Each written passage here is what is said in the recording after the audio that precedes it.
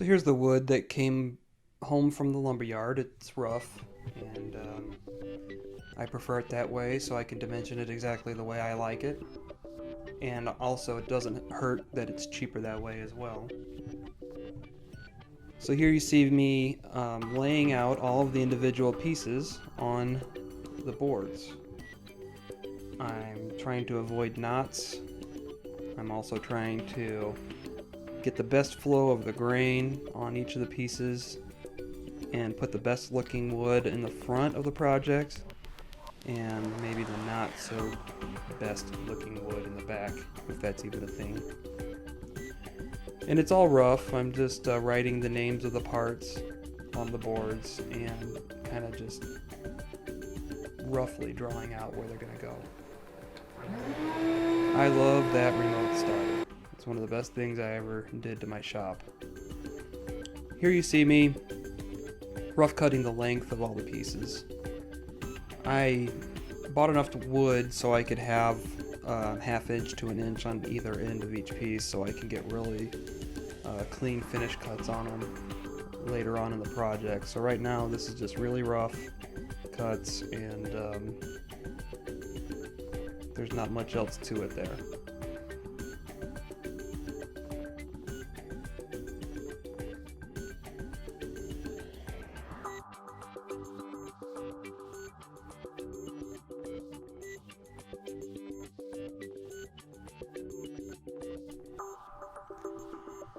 Okay, the next step for me was to inspect each of my pieces, and what I did was I was selecting the best face and the best edge. I chose the best edge just for ease of jointing, and I obviously chose the best face because those would be the faces of the boards that would be facing out on the finished project. So here I'm setting up my saw to rough cut the width of each piece. I cut them in a manner that would leave plenty of space for jointing. And again, there will be a finished cut later on in the project after I get the boards all flat and square.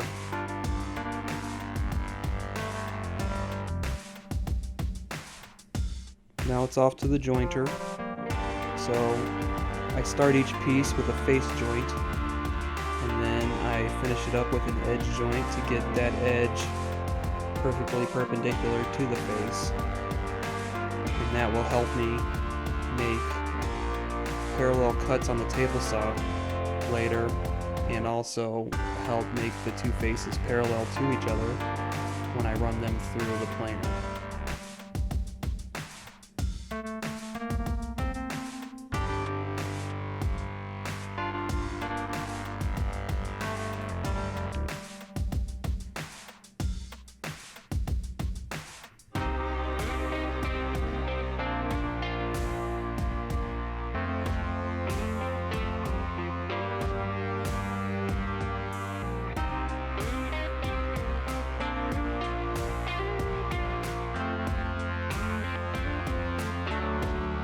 Okay, so now that I've got the edges jointed and nice and straight, I am passing the pieces through for their final saw cut, and I make sure I leave about a 1/16 of an inch.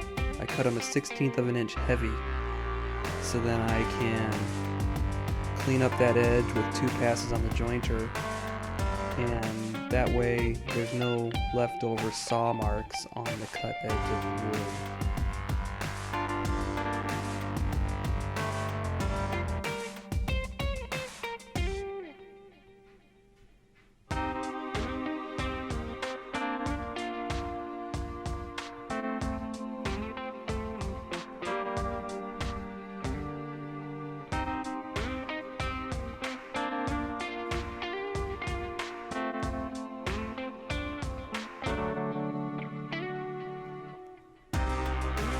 So these are the jointing passes that I made after I made my final table saw cut.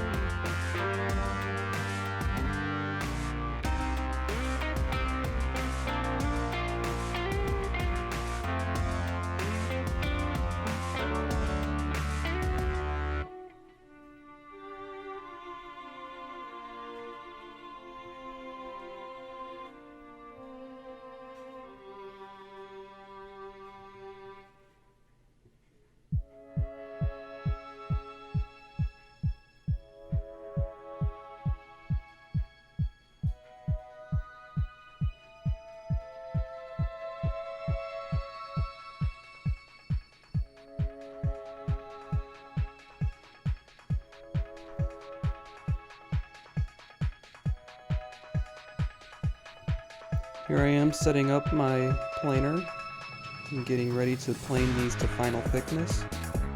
They were about 15/16 thick when I got them, and so I planed them all the way down to 3/4.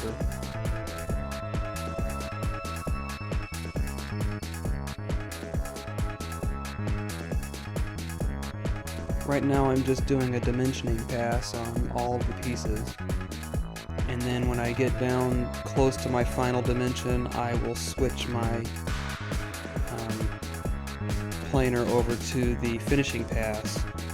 And basically what it does is it slows down the feed on it so the blades pass over the material 2 times as frequently, and it makes the surface finish glassy smooth.